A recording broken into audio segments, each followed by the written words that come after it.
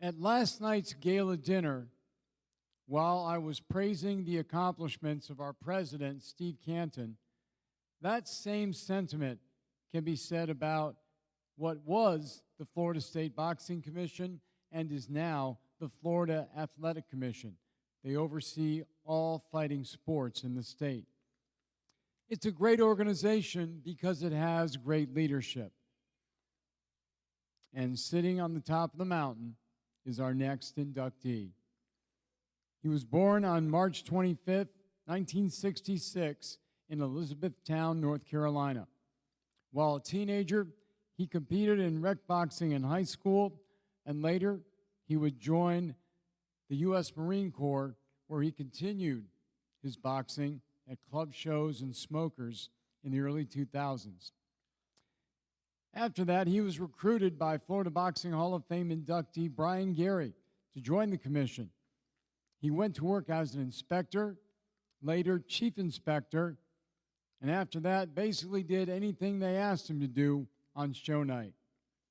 But it was as a show coordinator that his talent really started to shine.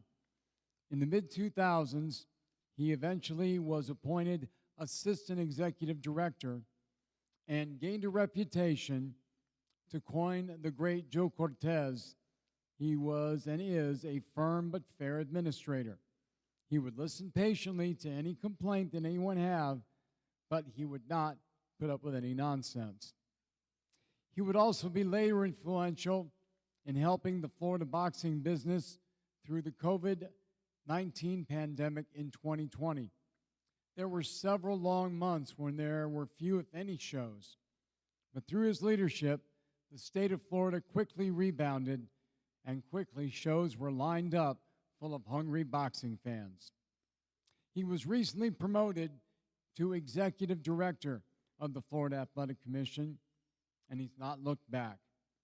It's not just his overseeing the shows. He's worked hard to improve his sport through education. He's led efforts to put together a manual on how to be a good inspector. He ignored any critics who didn't approve of the resurgence of bare-knuckle boxing and chaired a group to seek to improve the rules of that sport. And last night at the dinner, as you may have heard, he will be joining a group to instruct modern trainers and cornermen on what they can do to become better at what they do. He is on the road constantly, every weekend, working tirelessly, but he always has time for a friendly greeting for everyone he meets. He can also point to pride his family, including his son Shami, who is now working as a professional judge. Not only is he well-liked, but he is well-respected. In recent years, he was named as a recipient of the Florida Boxing Hall of Fame Achievement Award. Ladies and gentlemen, please join me in welcoming to the Florida Boxing Hall of Fame Class of 2024, Executive Director of the Florida Athletic Commission, Tim Shipman.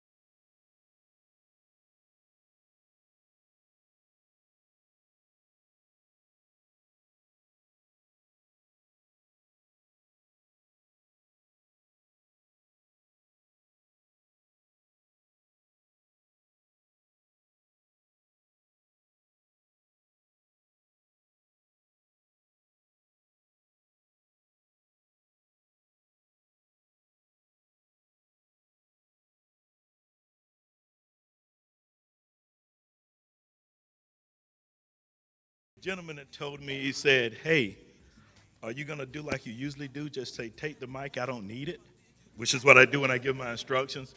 No, I won't do that this time. But at any rate, I'm going to try and go through this a little bit quick. And if I forget someone, please forgive me, because I have a large organization with many, many people. And I don't want to miss anyone. But at any rate, I want to thank the Florida Boxing Hall of Fame and the Board of Directors for selecting me to be inducted into the class of 2024. I can't say enough of a thanks to my wife, my kids. Oh, my goodness. They've been all over the state with me. Let me do what I need to do, what I want to do, and support me. You can't ask for more. But with that being said, my wife of 33 years, she know who I am, she know what we do, and we take care of each other. That's family, and I love mine. Special thanks to Brian Gary. When you're having problems with me, you can thank Brian. Where you at, Brian? When I retired from the Marines, I was teaching ROTC at Chamberlain High School, an inner city school, and got invited to take some students to a Marine Corps birthday ceremony where I met Brian Gary, and he started to talk. And the next thing I know, I'm running around trying to figure out how to get into commission.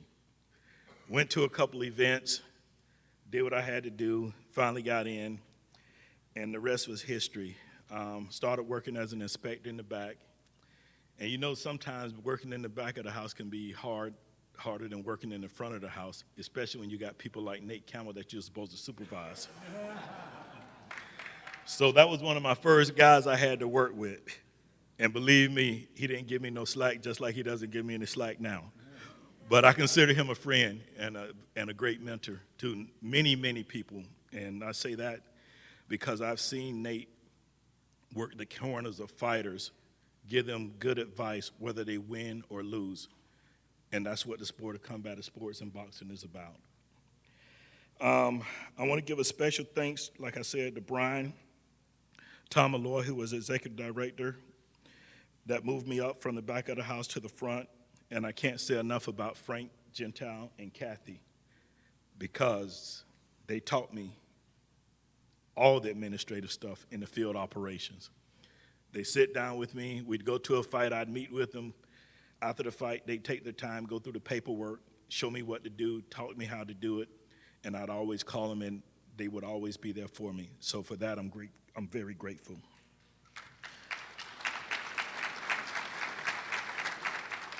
There's many others that has guided me and taught me. Paul Waters, Patrick Cunningham, my predecessors, shared experiences and provided technical and administrative knowledge for me to be here today. Many think as executive director, I can snap my fingers and make things happen upon request. That's only at fights.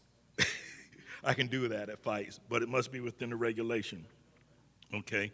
We have a board of commissions, an organization of rules and statutes, and we follow the regulation standards and ensure as much as we can to protect the fighters competing in Florida, which is our main job, protect the fighters as best we can. I have friends, I have enemies, I have frenemies. That's my position. Sometimes I have to tell people stuff that they don't want to hear. Sometimes I have to do things that I don't necessarily want to do, but because it's my job, I will do it. But always remember that I will always offer an olive branch of peace, and we'll work with you. No matter whether you think I like you or dislike you, it's all business, but I also have a heart, okay? So don't run over it because it's coming back at you. All right. Florida has always been a great place for fights and officials. However, the talent was not showed until COVID came. When the state closed down, or when many states closed down during the COVID season, the state of Florida stayed open.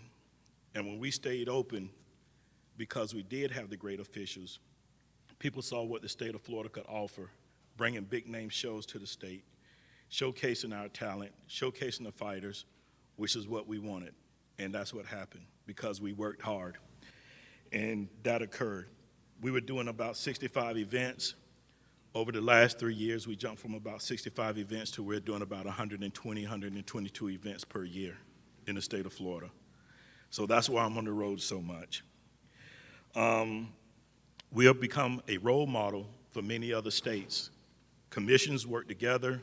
I call commissions, they call me, but we communicate and work together to make good decisions for combative sports. And that's very, very important. I want everyone to know that I have a group of dedicated people supporting me and supporting the Florida Athletic Commission. These are people that you won't see at events. However, they carry a heavy hand in supporting the requirements that we required. And for that, I want to say thank you to Lila, Angelica, Amanda, Jill, Casey, and Greg. There are others that are on the front line always that call the answer. That's the judges, referees, ringside physicians, chief inspectors, timekeepers. You can't have a show without those people.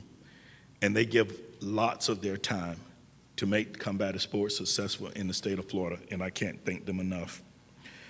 We have a responsibility to protect the fighters, the best of our ability, and that's what we do, protect and serve.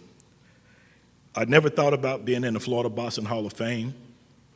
With every job I've had, I've always wanted to do the best I can without reward. So this is definitely a reward for me, and I'm so happy to be inducted into the Hall of Fame. And I want to thank everybody for their support and continue to support combative sports, the state of Florida, and thank you very much. Peace.